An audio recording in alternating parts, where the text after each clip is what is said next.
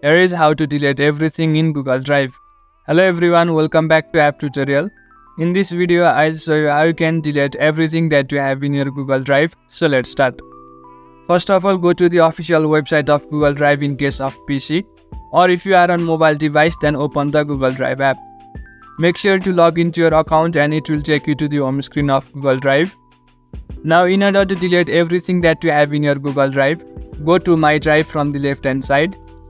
Then after press Ctrl+A from your keyboard, or in case of a mobile device, tap and hold a particular file, then you will get the option to select all.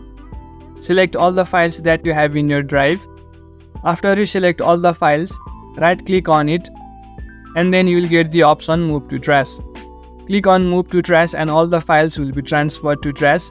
Now open Trash and then select all the files that you have moved to trash by pressing Ctrl+A.